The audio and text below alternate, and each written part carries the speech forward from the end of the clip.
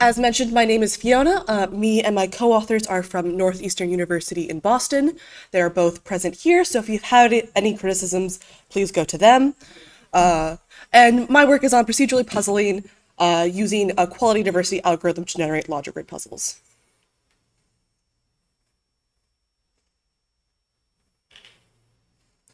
So those who aren't familiar with this type of puzzle, this is what they look like. On the right-hand side here, we have a list of natural language hints that are used to determine the relationship between different entities on this grid.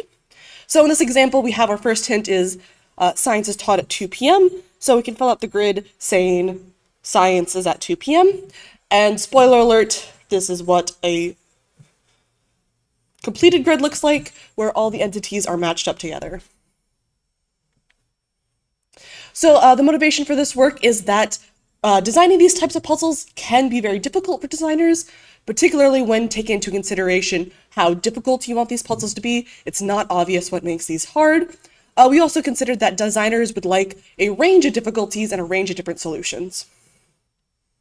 So an overview of this work is we worked on a previous system that we wrote for Gecko, and we added a quality diversity algorithm, specifically a constrained quality diversity algorithm that generates puzzles that vary both in terms of difficulty and solution. Then we tested how well this algorithm typically correlates with behavior with a user study. So for this project, we had 3 different hypotheses we looked at. The first one is our major one, which is that this algorithmic solver loops, which I'll get into a little bit later, and player difficulty in terms of both behavior and subjective difficulty are positively correlated. We also looked at experience with other kinds of logic puzzles and seeing if that impacts how performance on this one, specifically hypothesizing that experience in other kinds of logic puzzles would make you better at solving this type of logic puzzles. We also looked at the relationship between enjoyment and difficulty with the hypothesis that there'd be an inverted U relationship. That is, that there's some medium amount of difficulty that maximizes enjoyment. So let's get into how this system actually generates puzzles. So the basis of this is the hints themselves. We created a hint grammar that represents the major types of hints in this type of puzzle. So the first one is an is type of hint. This is just saying that 2 entities are related. So for example, Miss Johnson is the English teacher. In the inverse, we have not. The 2 entities are not connected. Miss Johnson is not the science teacher.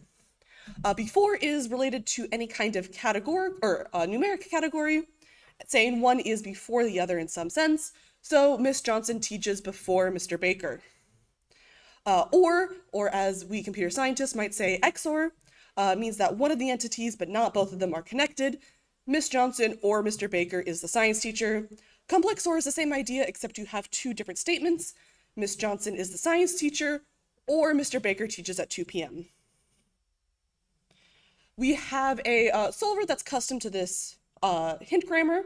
So what it does is it first looks at all the hints, loops through them while there's still hints in the list, or the state stops changing. For each hint, it applies any logic it can to the current state of the grid. It applies any updates to the grid based on the state itself. And then it checks the hint to see if there's any more information that could be applied in the future. If not, it removes it from the list and continues looping through until either, again, the hint list is empty or we stop making any changes. I'm going to be referring to solver loops going forward. That is how many complete loops through the hint set we do, which is how many times line 2 in this algorithm is run. So for those of you who don't know, MapElites is a quality diversity algorithm for genetic algorithms. And the way it works is we have 2 different diversity measures. And we use this to create a grid of possibilities for our individuals. Every time we want to add to the grid, we first have to figure out where in this possibility space this individual lies in terms of these 2 diversity measures. If the individual is at least as good as the one currently in there, or if that space is empty, we add it to the grid. Yes. And so over time, this is capturing the best individuals in terms of these 2 diversity measures. But we have a particular problem in our space, which is that we could very easily create puzzles that no one can solve. So our previous work, we used an algorithm called Phi2Pop, or feasible infeasible two population genetic algorithm. And what this does is it separates the population space into the infeasible population, in this case, all the puzzles that aren't solvable, and the feasible ones, all the puzzles that are solvable. The infeasible individuals are optimized just to become feasible, and the feasible individuals are optimized based on some kind of optimization criteria. So since we wanted both a range of different puzzles and to satisfy this constraint problem, we combined these two algorithms together. So here is what our algorithm looks like. We again have two populations. We have the infeasible populations, which is all the individuals that are not solvable. These are just placed in a list, and they're selected for based on how close they are to becoming a solvable puzzle. And then the feasible individuals are placed into a map grid as we saw before. These are all the individuals that are solvable, and they're placed based on optimization criteria. In this case, we just want to minimize hint size. So the algorithm works by generating an initial population and sorting the individuals into these two lists. Two parents are selected from one population, so two individuals are selected either from the infeasible or from the map leads grid.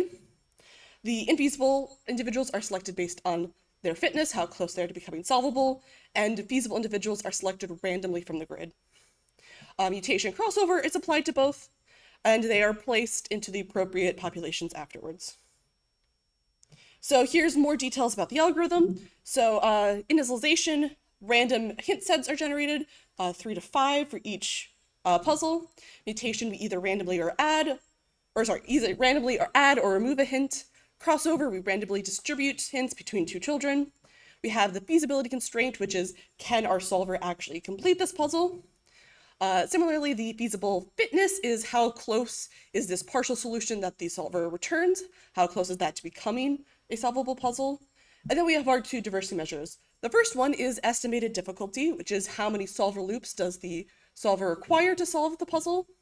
And then the other one, which is a little bit interesting, is we have the solution, which is just the index of the solution based on when the algorithm found it. So the very first solution gets the 0th index. Every other puzzle that has that same solution is then placed in that same row, but any new solutions are added as added to the map leads grid. So we have a map leads grid that grows over time. And then, as I mentioned before, we have an optimization fitness, which is trying to minimize hint size. So we had to test this in a particular problem space. So we generated school-themed puzzles that contained 3 categories. This is the puzzle you saw before. So the 3 categories are class hour, teacher, and subject. We ran the genetic algorithm 10 different times. Each trial, we ran it for 3,000 generations with a population size of 300. So here are the results of this. As we can see, hit size is going down over time. Yay, our genetic algorithm works. We also looked at how many children are in our map leads grid over time. And we can see that even after 3,000 generations, we've not quite plateaued, which means that if we run this even longer, we can get even more puzzles in this map leads grid. We can look at our 2 diversity measures too. So this graph on the left here is showing how many unique solutions. This is the rows in our map leads grid. And this is kind of faint. We can see there's a blue line up here that shows the maximum number of solutions in this problem space. And we can see that about generation 1000, we have found a puzzle for every single possible solution. We can also see that in the graph to the right here, that there are multiple puzzles per solution. At minimum, after 3,000 generations, we have 3 levels of difficulty per solution, but most of them have 4 or 5. Some of them even have 7 different levels of difficulty. All right, so this is finding out all, but how do people actually play these puzzles? So here's the study design we did for our user study. In total, we recruited 65 participants through the Prolific platform. One of them was removed for suspicious behavior. Each participant played up to 4 puzzles. So these puzzles vary between 1, 2, 4, and 6 solver loops. And the puzzles also varied between 4 different solutions, which means that if participants played all 4 puzzles, they would get all 4 of these solution strings and all 4 of these solver loops. After each puzzle, they were asked questions about difficulty and enjoyment, and they were paid $2.50 regardless of how many puzzles they completed. This resulted in a median pay rate of about $15 an hour. We recorded several measures throughout the study. So first, we recorded a variety of behavioral measures, specifically the amount of time they spent, the number of attempts, which is the number of times they clicked the check solution button, the percentage of incorrect marks in their final solution, the percent of incorrect or empty marks in their final solutions, and correctness, which is just 1 if they solved it, 0 otherwise. We also asked them questions after each puzzle. Specifically, we asked them about difficulty, which is the cognitive section of the video game demand scale. And we also asked them questions about enjoyment, which is the engagement subsection of the game user satisfaction scale.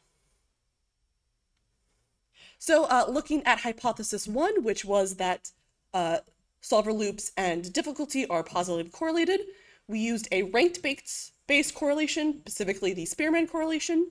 And we can see on the left here that this is subjective difficulty, and that subjective difficulty does in fact go up with the number of solver loops.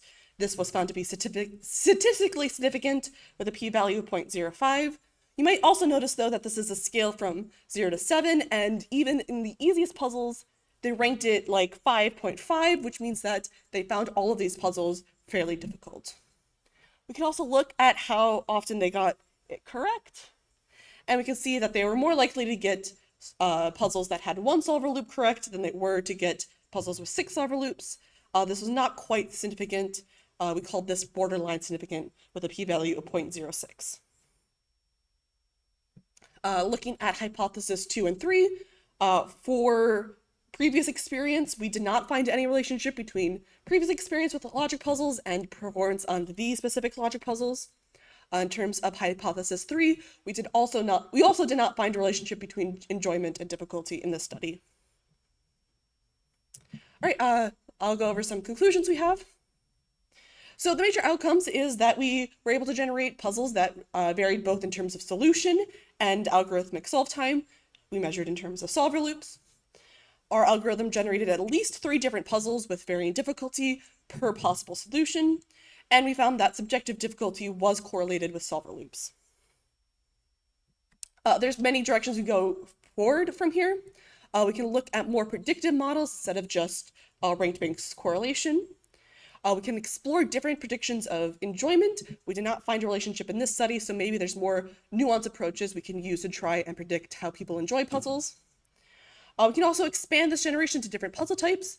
All that this requires is a way to measure difficulty and a way to measure solution. So you can imagine Sokuban or Sudoku-esque puzzles being generated in this way. We also want to explore expanding the narrative elements of these puzzles. All of these puzzles have a very loose narrative thread to them. I want to see how that happens if we expand upon that. And as a spoiler for future work, we are doing that right now. So these are 2 different versions of narrative puzzles we are generating. So the one on the left here has 1 clue that we expanded into a paragraph narrative form. And to expand the narrative even further, we also created an interactive fiction game where participants have to explore different environments and talk to NPCs to try to get the clues for these logic puzzles.